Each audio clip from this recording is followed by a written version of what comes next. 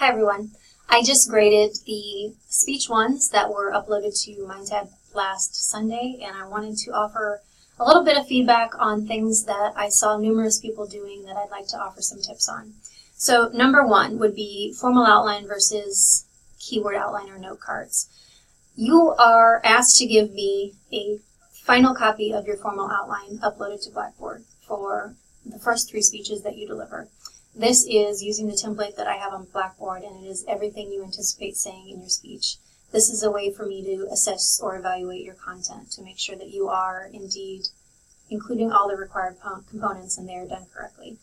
Since I am often sitting down and listening to 25 to 50 speeches at a time, having that written out helps me to, again, evaluate the required components.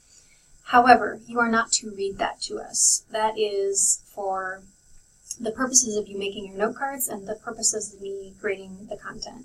From your formal outline, I'd like you to write a keyword outline, which there's a template on Blackboard, or make yourself some speaking notes or note cards. These should be words and phrases only that you use to help you remember what you want to say. Don't write everything out in sentences and paragraphs, words, phrases only. The only difference would be if you are citing research, you need to cite quotations, statistics, you need to maintain the accuracy of those, you can write those out. But the other pieces that you write down should be just things to help you remember what you want to speak about. So that's number one, formal outline versus keyword outline. And there were a few of you that did not upload a final copy of that, and that's a 20-point assignment that we'll be doing with each of the speeches that you deliver. If you want to do that still and recoup those points and use one of your Whoops coupons, that's fine, you can certainly do that. The next thing I wanted to talk about was screencast-o-matic. So a couple of you chose to use visuals for this first speech, which was not required, but which certainly does enhance whatever we're looking at. I encourage and applaud you for doing that. For future speeches, you will be required to have a visual aid of some sort. One method that you can use to do that is to use a program called Screencast-O-Matic. And it is just a website. Type in screencast-o-matic.com or Google it, and it's a free download. I have a slightly more robust version of it because I paid a small fee for it, but it is a way for you to record yourself and to record your screen. So you have seen videos that I post on Blackboard of me showing you a PowerPoint or a video and then my little talking head over on the right side. It allows you to do that. If you know that you want to use slideshows in future speeches, you want to show some kind of visual that you have on your screen, that might be an option. Just wanted you to be aware of it. It's a free resource. You're not required to use it, but I encourage you to check it out. There are other programs that you can use. I know that other students in previous terms have used different software, have really advanced video editing skills that I do not possess, and had a really good time manipulating those slideshows. If that's your bag, have at it, enjoy it, but just wanted to throw the option out there for you. The last thing I want to touch on is, second to last thing is the lens versus the monitor. So I appreciate that many of you were striving for that extemporaneous delivery. It did not appear that many of you were reading. I thank you for that. That's what I want from you in this class. And that's what helps you to connect to your audience, whether you are speaking via a video or delivering to a room of people. We all want to feel human. We don't want to feel talked to or talked at, and that allows you to do that in a way that connects more. However, when you are presenting online in a class like this, it is really tempting, and believe me, I've been there, to look at yourself on the screen to make sure you're doing okay. Try not to do that. The camera lens and the screen are usually not very far apart, even less distance if you're using a camera phone. So try to focus on that little dot at the top and make sure you're looking at that. This will be harder in speeches 2 and 3, wherein you have to give your speech to an audience and record yourself.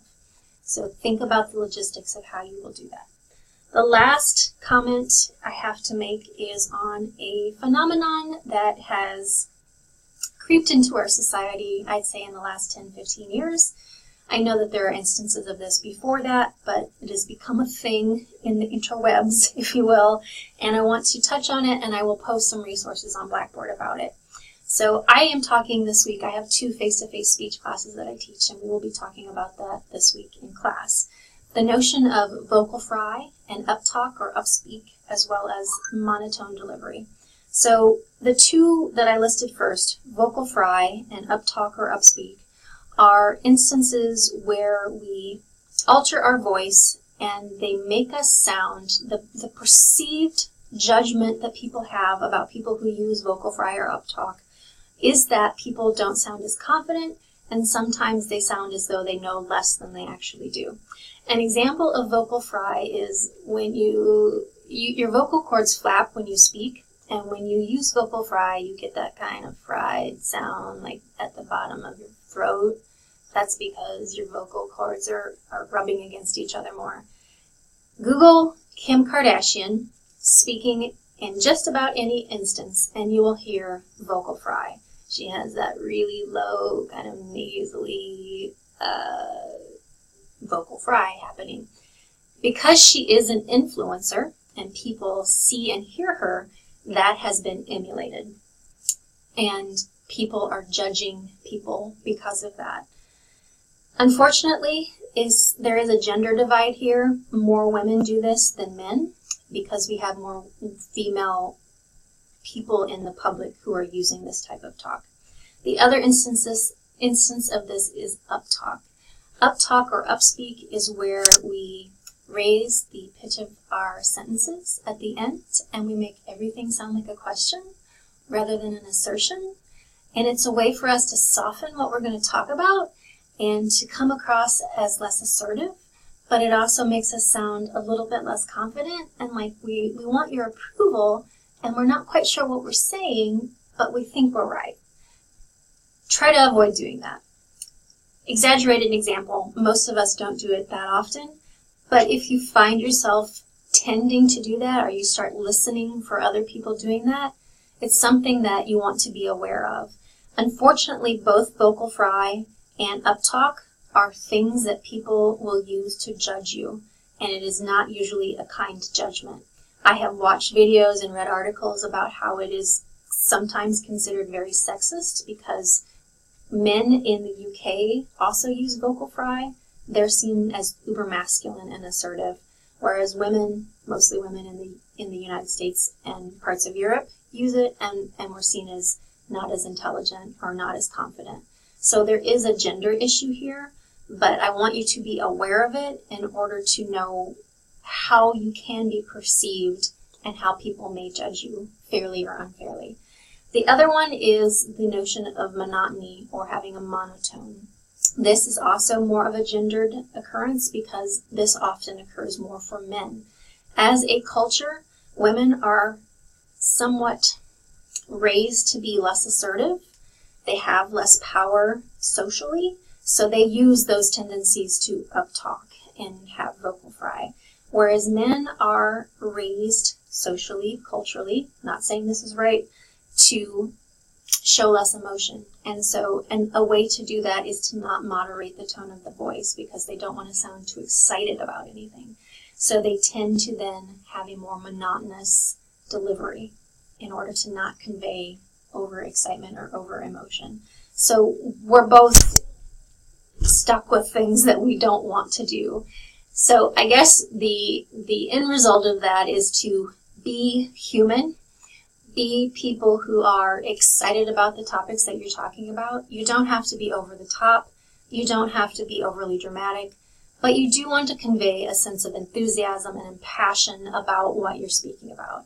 And that will come through in the quickness and the slowness in which you speak, the highness and the lowness with which you speak, and just your overall enthusiasm and manner. So if you find yourself hearing yourself do that, just check it, take note of it. If you start hearing it in other people, take note of it, start paying attention to it. This is not a thing that we can change overnight. I still do all of these things at times. It is something I'm consciously aware of and I'm striving to get rid of. But I want to post a few resources for you to check out if you're so inclined. I think it's an interesting phenomenon, and I think it's something that 5-10 years ago was very much looked down upon, and now we are starting to discuss those gender and class differences between the way we speak and starting to raise awareness about that too. So those are the things I wanted to touch on for speech number 1, And I appreciate being able to meet you all via those speeches and look forward to speech number 2. As always, if you have questions, concerns, or comments, please reach out to me via email, and I try to get back to you as soon as I can. Thanks.